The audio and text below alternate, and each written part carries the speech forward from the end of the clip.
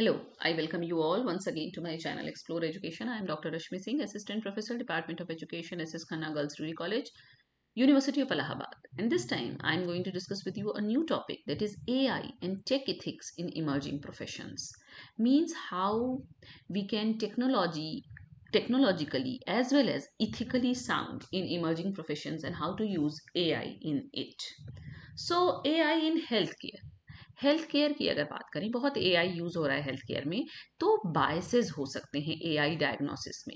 AI power diagnosis tools can perpetuate biases present in training data leading to inaccurate और unfair diagnosis. Means AI most of the time हमको सही information देता है. बार बार बात यही उठ के आती है कि एआई आपको तभी सही रिजल्ट देगा जब आप उसके पास डेटा सही फीड होगा. लेकिन अगर उसमें बायस है उसके डेटा में, ट्रेनिंग डेटा में, तो वो उसी को और परपिचुएट करता है और इनएक्यूरेट और अनफेयर डायग्नोसिस करके आपको बताएगा. तो ये हमें ध्यान देना होगा कि एआई डायग्नोसिस के बायस पे हमें ध्यान देना होगा. और क्या ध्यान देना होगा हेल्थ केयर में?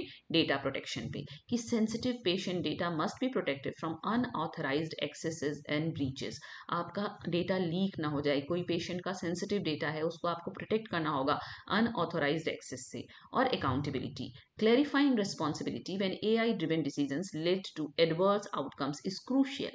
जब आपने कोई AI driven आपके पास टूल है और उसके आधार पर आप डिसीजन लेके पेशेंट का ट्रीटमेंट कर रहे हैं, तो आपको रिस्पॉन्सिबिलिटी लेनी होगी, क्योंकि AI तो रिस्पॉन्सिबिलिटी लेगा नहीं. तो आपको रिस्पॉन्सिबिलिटी लेनी होगी, ये क्लैरिफाई करना होगा, and it is very crucial. So health care में AI का उपयोग बहुत बढ़ गया है, लेकिन हमको इन बातों का ध्यान रखना है कि डायग्नोसिस अनफेयर ना हो, डेटा लीक ना हो, और हम अकाउंटेबल होंगे अगर कोई गलती होगी तो. ओके. देन ऑटोनोमस व्हीकल्स की बहुत बात हो रही है अब, कि भाई अब विदाउट ड्राइवर की कार चलेगी, है ना. ड्राइवर लेस कार्स, तो या जो भी ऑटोमोबाइल ऑटोनोमस व्हीकल्स, तो उसकी लाइबिलिटी कौन लेगा? Determining liability in accidents involving self ड्रिविंग cars is complex and requires clear regulations. इसके लिए आपको क्लियर रेगुलेशंस, गाइडलाइंस बनानी होंगी कि अगर सेल्फ ड्राइविंग कार का एक्सीडेंट होता है तो जिम्मेदारी किसकी है. वैसे तो भाई एक्सीडेंट होता है तो ड्राइवर की जिम्मेदारी मानी जाती है कि आप ध्यान नहीं दे रहे थे, आप सो गए थे, आपने सिग्नल तोड़ा. तो सेल्फ ड्राइविंग कार में एक्सीडेंट पे लाइबिलिटी की डिटर्मिनेशन कौन तय करेगा? Safety, insuring safety protocols are in place for emergency situations is vital. Normal course में तो आपकी कार अच्छी चल रही है, पर इमरजेंसी सिचुएशन आ गई, कोई सामने आ गया, किसी को बचाना है, कहीं से निकलना है, कोई कोई ऐसी दिक्कत आ गई, तो वहां पे सेफ्टी प्रोटोकॉल का इंश्योरेंस जरूरी है. और ethical decision making, programming vehicles to prioritise passenger safety over pedestrian safety raises ethical concerns. तो इसमें जैसे आपने ऐसे प्रोग्रामिंग डाल दी है कि आपको पैसेंजर की सेफ्टी को प्रायोरिटाइज देना है और जो पैदल चल रहे हैं उनकी सेफ्टी को प्रायोरिटाइज नहीं करना है, तो ये इथिकल कंसर्न रेज कर रहा है ना. जो सड़क पर चल रहा है हमको उसको भी बचाना है, जो आपकी गाड़ी में बैठा है उसको तो बचाना है ही. तो जिस तरीके की प्रोग्रामिंग उसमें फिट होगी वो उसी तरह से रिएक्ट करेगी, उसी तरह से काम करेगी. तो ऑटोनोमस व्हीकल्स ये एक मतलब जहाँ एआई का बहुत यूज हो रहा है, उसमें हमको ये टेक इथिक्स देखना जरूरी है कि who will be liable, who will ensure the safety, and how much decision making is ethical there. Okay. Then data science और analytics में AI. डेटा साइंस और एनालिटिक्स का ज़माना है. Data is the new oil है, data lead N युग है. तो डेटा का प्रोटेक्शन सबसे ज़्यादा ज़रूरी है. Data scientist must ensure sensitive information is protected and anonymized. यानी आपकी इंफॉर्मेशन कहीं लीक ना हो, आपका मेल आईडी कहीं लीक ना हो, आपका पासवर्ड कहीं लीक ना हो, अदरवाइज ये सब कुछ हैक हो जाएगा, है ना. आपका पैसा आपके अकाउंट से चला जाएगा, आपकी प्राइवेट इन्फो शेयर हो जाएगी कहीं. तो ये डेटा का प्रोटेक्शन बहुत ज़रूरी है. Bias identifying and mitigating biases in data and algorithm is essential. and informed consent. आप जब भी किसी का डेटा ले रहे हैं तो आप उसकी कंसेंट लीजिए, उसको सूचित कीजिए कि उसका डेटा कहाँ यूज होने वाला है. Ensuring individuals understand how their data will be used is crucial, क्योंकि जनमानस को पता भी नहीं है कि उसके डेटा की कोई उपयोगिता भी है. तो उसको ये इंश्योर करना कि आपके डेटा, आपसे जो आंकड़े हम ले रहे हैं उसको कहाँ यूज कर रहे हैं, ये बहुत जरूरी है डेटा साइंस और एनालिटिक्स में. फिर AI in cyber security, balancing security and privacy. मतलब आपको सिक्योर भी रखना है और आपकी इंफॉर्मेशन को हमें प्राइवेट भी रखना है, इनका बैलेंस बहुत ज़रूरी है। Cyber security measures must balance protection with individual privacy rights, कि हमारा डेटा जो है वो प्राइवेट है, हमारी प्राइवेसी है, और प्रोटेक्शन भी करना है। तो ये बैलेंसिंग बहुत ज़रूरी है, बहुत क्रूशियल भी है। फिर डेटा ब्रीचेस, लीक हो जाता है सेंसिटिव डेटा, तो responding to breaches and notifying affected individuals is essential. और ethical hacking, using hacking skills for defensive purposes like penetration testing is generally considered ethical but requires clear boundaries। यानी कि data hack ना हो, है ना, site hack ना हो, तो इसके लिए डिफेंसिव पर्पसेस के लिए हैकिंग स्किल यूज की जा सकती है, लेकिन इसके लिए भी बाउंड्रीज क्लियर होनी चाहिए। तो साइबर सिक्योरिटी में एआई यूज हो रहा है, तो वहां कैसे इथिकल यूज हो, ये सारी बातें इथिकल यूज ऑफ एआई की ही है। फिर डिजिटल फॉरेंसिक्स, आजकल फॉरेंसिक्स भी डिजिटल हो गया है। तो data integrity, maintaining data integrity and chain of custody is vital in investigations. आप इन्वेस्टिगेट कर रहे हैं तो डेटा की इंटीग्रिटी को मेंटेन रखिए। Individual rights, respecting individual rights like privacy and attorney client privilege is essential. आपका जो क्लाइंट है उसकी डेटा की प्रिवेसी बहुत जरूरी है, उसका इंडिविजुअल राइट है ये। और expert testimony, digital forensics experts must provide objective unbiased testimony in court. तो ये सब नया प्रोफेशन है, ये सब इमर्जिंग प्रोफेशन है, ये सब नए इश्यूज हैं, पहले नहीं थे।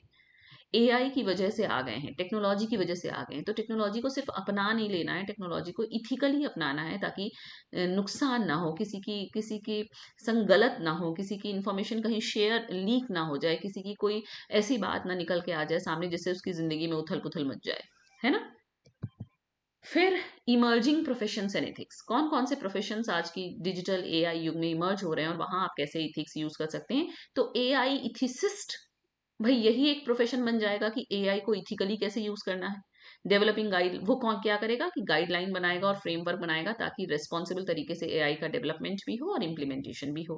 डेटा प्रोटेक्शन ऑफिसर्स अब बनेंगे, क्योंकि वो इंश्योर करेंगे कि ऑर्गेनाइजेशंस जो हैं वो डेटा प्रोटेक्शन रेगुलेशन को कंप्लाई कर रहे हैं कि नहीं, यूजर प्रिवेसी को प्रायोरिटाइज कर रहे हैं कि नहीं।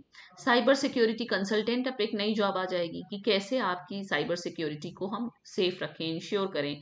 वो हमको एडवाइस करेंगे कि सिक्योरिटी मेजर्स क्या हैं, कैसे हमको इंडिविजुअल राइट्स और बिजनेस नीड्स को, इंडिविजुअल राइट्स के प्रोटेक्शन को और बिजनेस नीड्स को कैसे बैलेंस करना है। फिर डिजिटल फॉरेंसिक्स एनालिस्ट बनेंगे अब, जो डेटा इंटीग्रिटी को मेंटेन रखेंगे, चेन ऑफ कस्टडी को इंश्योर करेंगे और इंडिविजुअल राइट्स की रेस्पेक्ट को भी इंश्योर करेंगे। तो की प्रिंसिपल्स क्या हैं, जो मूलभूत सिद्धांत है वो बार बार वही हैं कि हमें ट्रांसपेरेंट रहना है, क्लियर कम्युनिकेशन होना चाहिए about AI decision making, data usage and potential biases. हमको अकाउंटेबिलिटी लेनी होगी, holding individuals and organisations responsible for AI driven outcome. अगर एआई से निकल कर कोई आउटकम आ रहा है तो रिस्पॉन्सिबल हम होंगे, क्योंकि हमने वो एआई ड्रिवन टूल इस्तेमाल किया है। फिर fairness, ensuring AI systems are fair, unbiased and respect individual rights। और privacy, ये सबसे ज्यादा जरूरी है, protecting sensitive information and maintaining confidentiality। आपकी डेटा आपसे लेकर हम कहीं जग जाहिर नहीं कर सकते हैं उसको। So by prioritizing ethics in emerging tech professions, we can ensure technologies benefit society while minimizing harm। तो हम क्या करें कि जो इमर्जिंग टेक प्रोफेशंस निकल कर आ रहे हैं उसमें इथिक्स को प्रायोरिटाइज करें, तो जो टेक्नोलॉजीज होंगी वो सोसाइटी को बेनिफिट करेंगी और कम से कम नुकसान देंगी। यूनेस्को का काम बहुत है एआई पे, यूनेस्को बहुत इस पर काम कर रहा है कि एआई को कैसे इथिकली यूज किया जाए। UNESCO is actively promoting the responsible use of AI globally. They have developed the AI tools radar, a multilingual online repository that helps public sector, media and judiciary professionals identify and adopt AI tools aligned with their needs. वो ऐसा काम कर रहे हैं, AI tools radar बना रहे हैं। This initiative emphasises key principles like accessibility, openness and transparency. 2021 में यूनेस्को ने अडॉप्ट किया है पहली global recommendation on AI ethics, and since then they have been working with countries to implement it. उसके बाद से ही वो देशों के साथ मिलकर काम कर रहे हैं कि उसको इम्प्लीमेंट किया जाए। कैसे एआई इथिक्स की रिकमेंडेशंस, कैसे आप इथिकली एआई को यूज करेंगे। And they are also supporting initiatives like the international research centre on artificial intelligence IRCAI and have recognised 4 initiatives promoting responsible AI use in education। और उन AI ethics और governance पे उनके काम हैं, जैसे कि readiness assessment methodology RAM, a tool for governments to assess their AI readiness and develop ethical AI practices. बार बार किस पे बात हो रही है कि एआई को इथिकली यूज करना है। AI ethics experts and business councils for ethics of AI. तो यूनेस्को का इस तरह से एफर्ट है कि ये इंश्योर कर सके कि एआई जो है वो सोसाइटी को बेनिफिट करे, रिस्क कम से कम हो और ह्यूमन राइट्स और डिग्निटी को प्रमोट किया जा सके. Okay, so thank you. This is all about AI and tech ethics in emerging professions and how we can use ethically AI in any field of our life.